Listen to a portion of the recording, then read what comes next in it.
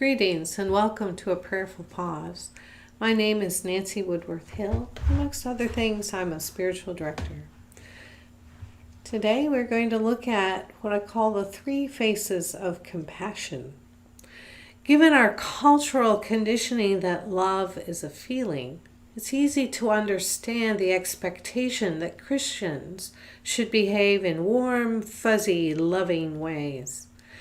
The biblical sense of love, though, is not about emotion, but about action.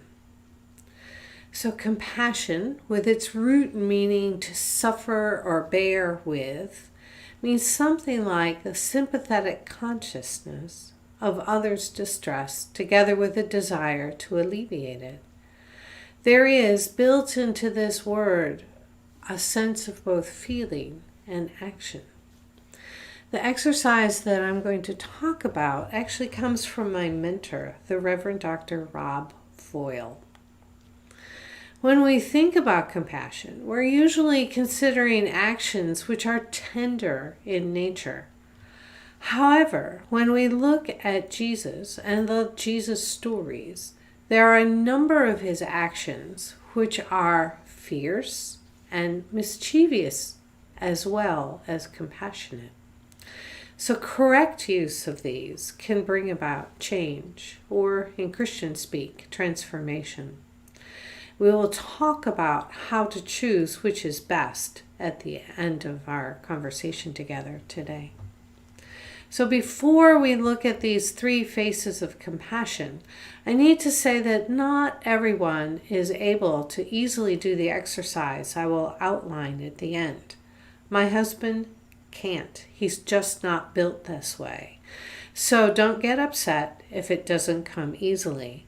It may be enough for you to be aware that there are differences between tenderness, mischievousness, and fierceness. So first, let's talk about tenderness. It's grounded in empathy and results in the desire to nurture a care for those in distress. Tenderness must be guided by right usage, so it's not for self-aggrandizement or to manipulate others. If it is, then it needs to be redeemed because it's pity. Tenderness results in seeking mutual benefit. So we can think of times when Jesus was tender by looking at some of the healing stories. Tenderness can enable transformation. In Jesus' day, the leper was persona non grata, and a simple touch from the Holy One changed how you can think of yourself. Nothing will be the same again. Fierceness, the second face, grounded in anger that gives us the energy or motivation to fight injustice. Fierceness must be guided, also be guided by right usage. Human anger cannot do the righteous work of God. If it is guided by anger, that too needs to be redeemed. Fierceness results in a quality of single-minded, determined action. We can think of a time when biblical figures are fierce. So for instance, in the Hebrew scriptures, prophets cry for justice and an end to the oppression of the poor. Jesus and the story of the money changers in the temple, where he went in and overturned their tables. We often see that as anger, but there was a fierce statement about the purpose of the temple. Fierceness can also enable transformation. It can raise the possibility of an alternative view. The third face is mischievousness. It's grounded in a playful curiosity. Mischievousness must also be guided by right usage. In some ways, you can think of it as recapturing the innocence and curiosity of a 3-year-old who knows no limitation to the bounds of curiosity and knows only wonder at the finding of a new discovery. there's an indirect or hidden quality to mischievousness. We can think of times it's used in Jesus' conversation with the rich young ruler and in many of his parables. A clear example is of the woman taken in adultery. Jesus famously said, "Let him who is without sin cast the first stone."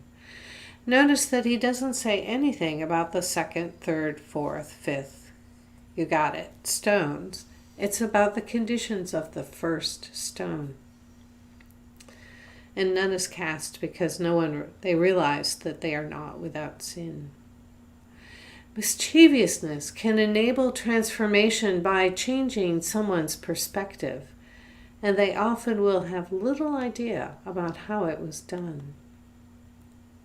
So let's recap this. The 3 faces of compassion. Tenderness, and it's used in the face of pain.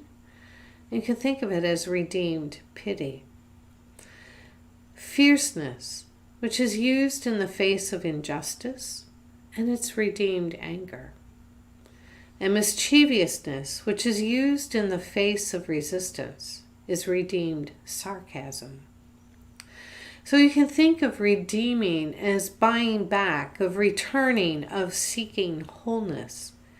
Pity, anger, and sarcasm each have us hooked, whereas tenderness, fierceness, and mischievousness do not. So here's the practice. To discern which of the 3 kinds of compassion to practice does take some preparatory work. However, once it's been completed, you can use it very straightforward manner into the future. So here's the steps. First, like anything else, take some time to prepare yourself. Come to your center. You may wish to do this with a few deep breaths, sitting quietly, however works best for you.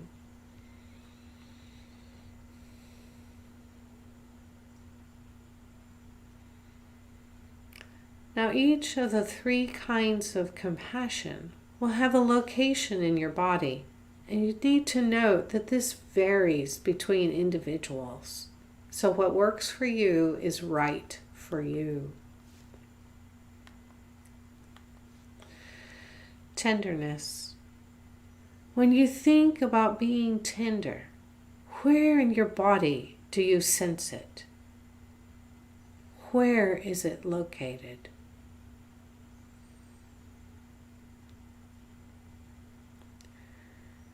Let's move on to fierceness. When you think about being fierce, about standing firm in the face of injustice, where in your body do you sense it? Where is this fierceness located?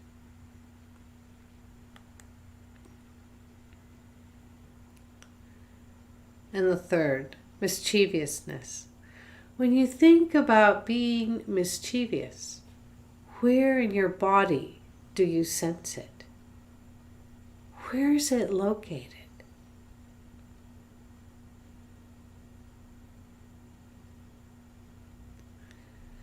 So we now have 3 different places in our body associated with these 3 different faces of compassion.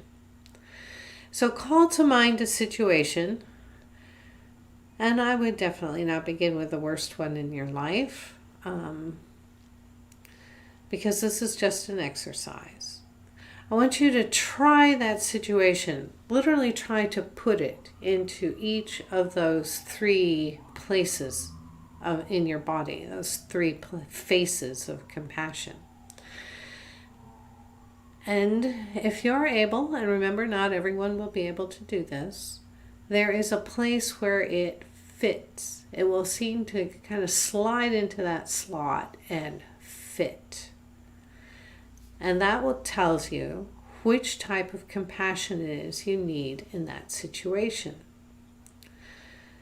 Into your future, this can be done the same thing. Just take a moment, get a little bit quiet, and take the situation at hand and place it into those 3 places in your body to know which aspect, which face of compassion to engage. Another note. Most people can do 2 of the 3 faces of compassion really well. The third is a growing edge. And I have said that I would give just about anything to figure out how to be mischievous on the spot.